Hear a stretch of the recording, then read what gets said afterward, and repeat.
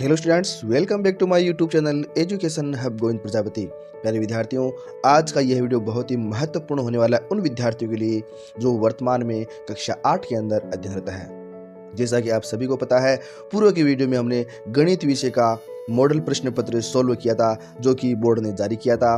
और उस वीडियो के अंदर हमने प्रश्न संख्या 1 से लेकर के 15 तक के प्रश्नों को सोल्व किया था। आज हम शेष बचे हुए प्रश्नों का सॉल्यूशन देखेंगे।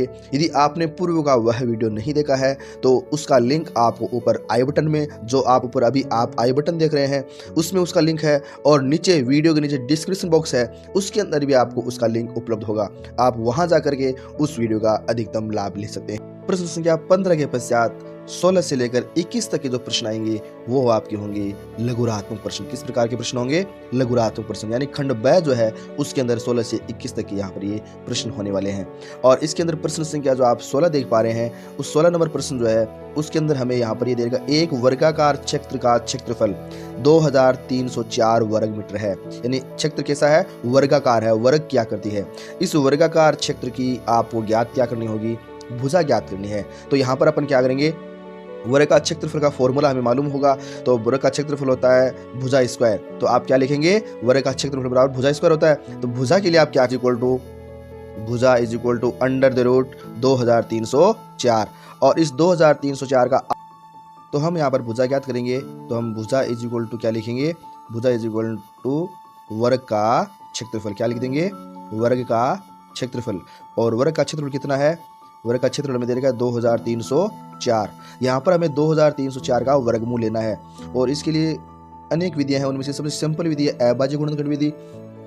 और अगर आप भाग विधि से ज्ञात करना चाहें तो उससे भी आप ज्ञात करके इसे सॉल्व कर सकते हैं। हम यहाँ पर अगर अभाज्य गुणनखंड विधि से सरल करते हैं तो हमें यहाँ पर जो गुणनखंड मिलेंगे इसके वो इस प्रकार मिलेंगे, 2 गुणा 2 गुणा 2 गुणा 2 गुणा 2 गुणा 2 गुणा 2 गुणा 2, यानी हमको ये 8 मिलेंगे। कितने मिलेंगे? 1 2 3 4 5 6 7 और 8। और जो 3 है वो अपने को कितने मिल जाएंगे? 2। अब देखिए यहाँ पर हमें जोड़े बनाने हैं। क्या बनाएंगे? हम जोड़े बनाएंगे। और जोड़े बनाएंगे तो हम क्या करेंगे? 2 2 के जोड़े बनाएंगे, वर्गमूल लेना ना। 1 2 का जोड़ा ये तैयार हो गया, दूसरा 2 का ये जोड़ा तैयार, तीसरे 2 का जोड़ा ये, और ये 4, 2 के 4 जोड़े हो गए। और एक जोड़ा कितने का हो गया? 3 का। तो हम यहाँ पर आगे इसको कैसे लिखेंगे? हम लिख देंगे 4 तो 2 लिख देंगे, 2 गुणा 2 गुणा 2 गुणा 2, और एक 3 का जोड़ा था ना, ये 3 हो गया। तो इनको सरल करोगे आप तो कितना आएगा? 48। कितना आएगा? 48 मीटर आपको आंसर लिखना है। कितना हो गया? 48 मीटर इसका आंसर होगा। यानी वर्गाकार क्षेत्र जो है उसकी भुजा कितनी हो गई? 48 मीटर हो गई।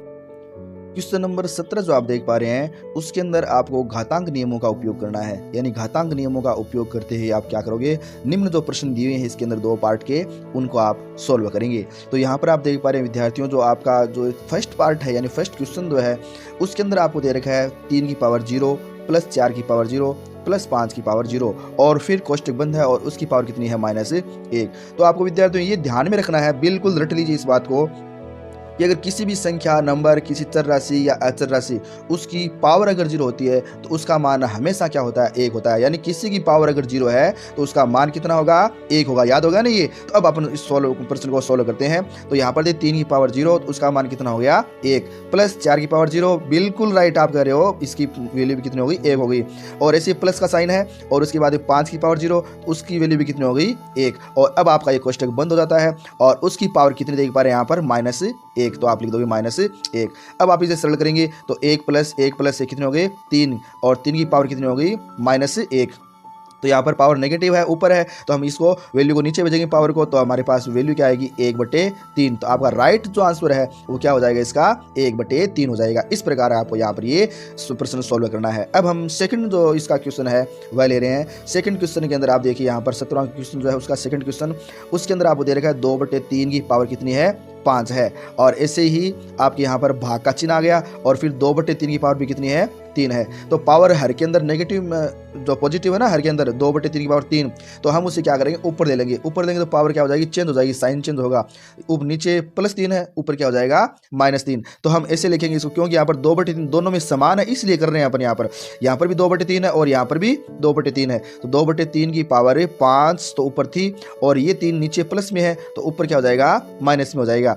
अब हम इसे सरल करेंगे आगे, तो हम लिखेंगे 2/3 की पावर कितनी हो गई, 5 माइनस 3 कितने हो गए, 2 हो गए। और अब इसे आप सोल्व करेंगे तो 2 की पावर कितनी हो गई, 4 बटे 3 की पावर 2 कितनी हो गई, 9। तो आपका आंसर कितना हो गया, 4 बटे 9। इस प्रकार हम जो घातांक वाले प्रश्न हैं उनको बहुत ही अच्छी तरीके से विद्यार्थियों सोल्व करना है और इन प्रश्नों को हमने सोल्व किया है। अब हम बात करते हैं प्रश्न संख्या 18 की। प्रश्न संख्या 18 विद्यार्थियों आप देख पा रहे हैं, इसके अंदर आपको देगा परिमेय संख्या। परिमेय संख्या वो होती है जो p बटा q के रूप में होती है, यानी p बटा q के रूप में। तो यहाँ पर देखिए p बटा q के रूप में ना 2 बटा 3 और ये कितनी है, 3 बटा 5। इनमें आपको कितनी संख्या याद करनी है, 4 परिमेय संख्याएं याद करनी, इनके मध्य में होनी चाहिए और उन्हें आप क्या करोगे, संख्या रेखा पर प्रदर्शित भी करोगे। तो आप देखिए विद्यार्थी यहाँ पर 2 परिमेय संख्या है 2 बटा 3 और दूसरी अपने दे रखी है 3 बटे 5। इनका हर जो आप देख पा रहे हैं इनके हर पर विचार कीजिए। पहली परिमेय संख्या उसका हर 3 है और दूसरी परिमेय संख्या उसका हर कितना है, 5 है, यानी हर अलग अलग है और हर अलग होता है तो हम क्या करेंगे, उन हर को समान करेंगे, एक समान करेंगे। और उसके लिए इनका जो लेस है यानी हर बराबर करने के लिए आप देखिए 3 और 5 का लेस है कितना है, 15 आता है। 3 और 5 का लेस है 15, तो हमें यहाँ पर दोनों के हर में 15 बनाना है। और 15 करने के लिए हम क्या करेंगे, यहाँ पर इनके हर को यानी 3 को तो गुणा करेंगे 5 से और 5 से नीचे गुणा कर रहे हैं तो यहाँ पर ऊपर भी क्या करना होगा, इसको 5 से गुणा करना होगा। इसी यहाँ पर जो 5 देख रहे हैं उसको कितने से गुणा करेंगे हम, 3 से, तो यहाँ पर इसको भी किससे गुणा कर देंगे, 3 से गुणा कर देंगे। तो इस प्रकार हमारे पास आएगा यहाँ पर 5 दूनी 10, 10 बटे कितना हो गया, 15 और यहाँ पर हो गया 9 बटे 15, यानी हर बराबर हो गया। तो हमारी पास जो संख्या आई है वो आई है 10 बटे 15 और ये जो संख्या है वो कितनी होगी, 9 बटे 15 हो गई। अब आप देखिए यहाँ पर आपको कितनी संख्याएं चाहिए, इनके मध्य में 4 संख्या चाहिए। कितनी संख्या चाहिए, 4 संख्या। अभी तक हमने केवल इनका हर बराबर किया है। आप यहाँ पर देख सकते हैं इसका हर भी 15 है और इसका हर भी क्या है, 15, तुल्य भिन्न है उनकी संख्या। 2 बटे 3 की ये तुल्य भिन्न हो गई ये, और 3 बटे 5 की तुल्य भिन्न कौन सी हो गई, 9 बटे 15 हो गई और हमने इनका हर है वो बराबर कर दिया है। अब हमने जो संख्या प्राप्त की अभी तक वो थी 10 बटे 15 और 9 बटे 15। इनमें कितनी संख्या चाहिए हमें, 4 परिमेय संख्या। कितनी चाहिए भाई, 4 परिमेय संख्या चाहिए। आप इनका अंश चेक कीजिए, अंश में कितना डिफरेंस चल रहा है। इनके मध्य में कोई संख्या के, यहाँ पर देखो 9 है और यहाँ पर 10 है, इनके मध्य में कोई सी भी संख्या नहीं है, एक भी संख्या नहीं है, यानी अभी आपका आंसर नहीं पर 4 परिमेय संख्या क्या है, 4, तो इससे लगभग 1 अधिक ले लो औसत। अपन यहाँ पर देखें तो 1 अधिक कितना होगा, 5 हो गया और आप यहाँ पर 5 से इसको क्या कर दो, गुणा कर दो। यहाँ पर दोनों संख्या को अंश और हर में गुणा करोगे, 5 से गुणा कर दिए इसको भी और इसको भी क्या कर दोगे, 5 से गुणा कर दोगे तो आपके पास संख्या कौन सी मिलेगी, यहाँ पर तो आ गई 50 बटे 75 और यहाँ पर देखिए आप कितने आ गई, 45 बटे 75। अब आप देखिए यहाँ पर इनके अंदर डिफरेंस आ रहा है, 45 और 50 के मध्य कितने हो गए, देखो 46, 47, 48 और 49, यानी 4 संख्या होगा ना ये। तो हमारी जो परिमेय संख्या होगी वो इस प्रकार होगी, हम यहाँ पर लिखेंगे 46 बटे 75, 47 बटे 75, 48 बटे 75 और लास्ट संख्या हो गई 39 बटे 75। अब हम यहाँ पर क्या, इनको संख्या रेखा पर प्रदर्शित करना है और संख्या रेखा पर प्रदर्शित करने के लिए हम यहाँ पर एक संख्या रेखा लेंगे। संख्या रेखा के दोनों साइड में आप क्या कर दोगे, तीर का निशान लगा दोगे, यहाँ से आप शुरू कर दोगे। आप यहाँ पर लिखोगे 45 बटे 75, यहाँ लिख देना 46 बटे 75, 47 बटे 75, 48 बटे 75 और लास्ट संख्या जो अपने पास जो थी 49 बटे 75। ये तो अपने पास 4 संख्या हो गई और एक संख्या जो थी वो थी 50 बटे 75। इस प्रकार आपको संख्या रेखा पर प्रदर्शित करना है, समान अंतराल लेते हुए आपको यहाँ पर ये कार्य करना है। तो ये था हमारा क्वेश्चन संख्या 18। अब हम बात करते हैं यहाँ पर क्वेश्चन संख्या 19। क्वेश्चन संख्या 19 जो है बहुत ही हमारे दैनिक जीवन से संबंधित है विद्यार्थियों, साधारण ब्याज की दृष्टि से और चक्रवृद्धि ब्याज की दृष्टि से, दोनों ही इसके अंदर जो क्वेश्चन है फॉर्मूले अप्लाई करने हमें। यहाँ पर देखिए राम ने 10,000, राम ने कितने रुपये लिए, 10,000 रुपये को 2 वर्ष के लिए 10% की दर से चक्रवृद्धि ब्याज की शर्त पर उधार लिया। चक्रवृद्धि ब्याज की दर से उधार लिया। यदि यह धन सरल ब्याज पर दिया जाता तो दोनों ब्याज में कितना अंतर होता, यानी दोनों ब्याज में अंतर कितना होता। तो हम यहाँ पर इसको सॉल्व करेंगे। आपको पहले फॉर्मूला अप्लाई करना पड़ेगा और फॉर्मूला पहले हमारे पास चक्रवृद्धि ब्याज के लिए है, तो चक्रवृद्धि मिश्र धन हम यहाँ पर याद करेंगे और चक्रवृद्धि मिश्र धन के लिए जो फॉर्मूला है वो आपको याद होना चाहिए और अगर याद है तो आप आसानी से कर लोगे। चक्रवृद्धि ब्याज, चक्रवृद्धि मिश्र धन इज इक्वल टू होता है फॉर्मूला मूलधन मल्टीप्लाई 1 प्लस दर बटे 100 की पावर कितनी लिखोगे, समय है, 100 की पावर क्या होती है, समय होती है। और इसमें अपन वैल्यू पुट करेंगे। आप देखिए यहाँ पर मूलधन कितना 10,000 है, दर कितनी दे रखी है, 10% दे रखी है, और टाइम हम कितना दे रखा है, 2 वर्ष का दे रखा है। तो हम यहाँ पर वैल्यू पुट करेंगे, और ये वैल्यू पुट करते हैं तो हमारे पास में वैल्यू इस प्रकार लिखोगे 10,000 और 1 + 10/100 की पावर कितनी लिख दोगे आप, यहाँ पर 2 लिख देंगे। और इससे आप सरल करोगे तो आपके पास में वैल्यू आती है 12,100 रुपये। कितने आएगी, इसको सरल करोगे ना आप इसको सोल्व करेंगे तो आपके पास में वैल्यू कितनी आती है, 12,100 रुपये। अब हम यहाँ पर चक्रवृद्धि, ये तो मिश्र धन था, और चक्रवृद्धि ब्याज अगर अपन ज्ञात करोगे तो इसमें से मूलधन को आप घटा देंगे, यानी ये आपके पास 12,100 रुपये है, उसमें से आप 10,000 घटा देते हो तो आपको मिलेंगे 2,100 रुपये। कितने मिलेंगे, 2,100 रुपये आपको प्राप्त हो जाएंगे। अब हम यहाँ पर चक्रवृद्धि ब्याज के बाद में ज्ञात करेंगे चक्रवृद्धि सरल ब्याज ज्ञात करेंगे। सरल ब्याज जो है उसके लिए फॉर्मूला होता है सरल ब्याज, यानी सरल ब्याज जो आप ज्ञात करेंगे उसके लिए फॉर्मूला होता है मूलधन इंटू समय इंटू दर बटे 100। तो यहाँ पर मूलधन समय दर लिखेंगे और सरल करेंगे तो वैल्यू पुट करते हैं हम यहाँ पर। पहले लिखेंगे मूलधन कितना है 10,000, उसके बाद में समय है 2 और दर कितनी है 10 बटे हम क्या कर देंगे 100। तो इस प्रकार इसको सरल करेंगे तो आपके पास में वैल्यू कितनी आएगी, 2,000 रुपये। तो अभी आपने देखा विद्यार्थियों, हमारे पास में जो चक्रवृद्धि ब्याज था वो मिला था 21 रुपये, यानी 2,100 रुपये, और सरल ब्याज जो मिला वो मिला 2,000 रुपये। अंतर कितना होगा ब्याज में, यानी ब्याज में जो अंतर है वो आप देख पा रहे हैं कितने रुपए का होगा, 100 रुपये का। और कैसे निकालेंगे, अंतर निकालेंगे 2,100 माइनस 2,000 रुपये, तो कितना हो गया, 100 रुपये का ये अंतर होगा। यानी चक्रवृद्धि ब्याज जो है ज़्यादा होगा, कितना होगा, 100 रुपये। किससे होगा, सरल ब्याज से। तो इस प्रकार इस प्रश्न को आप सोल्व कर देंगे। अब हम बात करते हैं नेक्स्ट क्वेश्चन की। नेक्स्ट जो क्वेश्चन आप देख रहे हैं उस क्वेश्चन के अंदर आप देखिए यहाँ पर दे रखा है दो संख्याओं का योग कितना दे रखा है, 95 दे रखा है, 95 दे रखा है।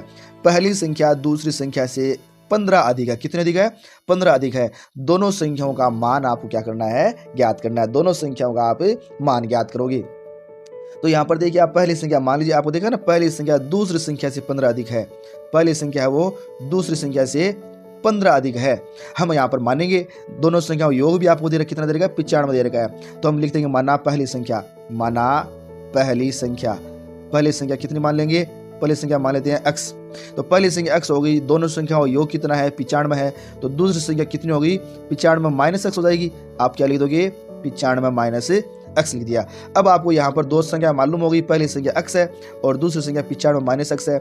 आपको ये कहा है कि पहली संख्या दूसरी संख्या से 15 क्या है, ज़्यादा है, यानी पहली संख्या दूसरी से ज़्यादा है। तो पहली संख्या x है और दूसरी संख्या 95 माइनस x है, और दूसरी संख्या में आप 15 जोड़ दोगे तो यह पहली संख्या की क्या हो जाएगी, बराबर हो जाएगी। अब आप इस x का क्या करोगे, इधर पक्षांतरण करोगे। ये माइनस का इधर इस साइड में क्या हो गया, प्लस का हो गया।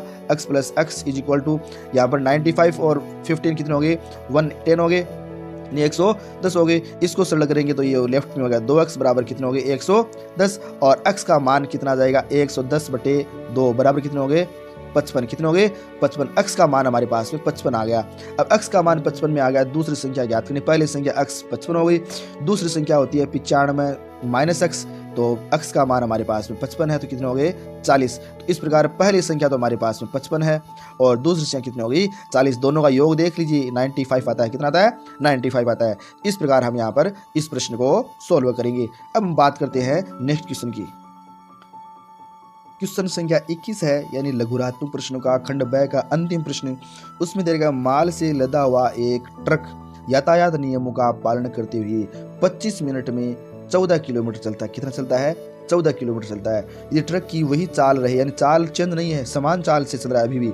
तो 5 घंटे में तय दूरी ज्ञात करनी है। ट्रक जो है यातायात नियमों का पालन करते हुए एक समान चाल से चलेगा तो 5 घंटे में कितनी दूरी तय कर देगा, जबकि वह 25 मिनट में कितनी दूरी तय कर लेता है, 14 किलोमीटर की दूरी तय करता है। यहाँ पर देखिए 25 मिनट दे रखे हैं, तो आपको यहाँ पर 5 घंटे हैं, उनको भी किस में चेंज कर लेंगे, हम मिनट में चेंज कर देंगे। आपको पता है 1 घंटे में कितने मिनट होते हैं, 1 घंटे में कितने मिनट है विद्यार्थियों, 1 घंटे में मिनट होते हैं कितने, 60 मिनट। कितने होते हैं भाई, 60 मिनट होते हैं।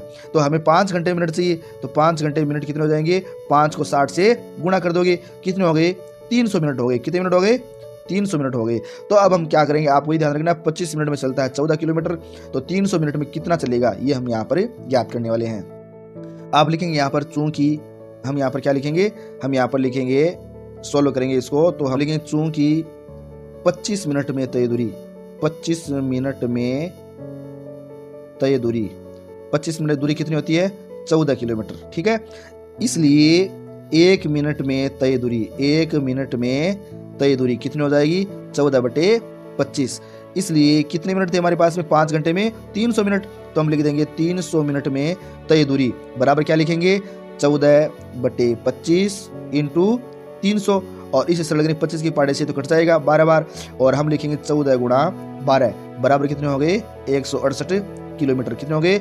168 किलोमीटर। यानी यातायात नियम के तहत ये ट्रक चलता है अगर एक समान चाल से, तो ये ट्रक जो माल से लदा हुआ है 5 घंटे में कितनी दूरी तय कर लेगा? 168 किलोमीटर दूरी तय करेगा।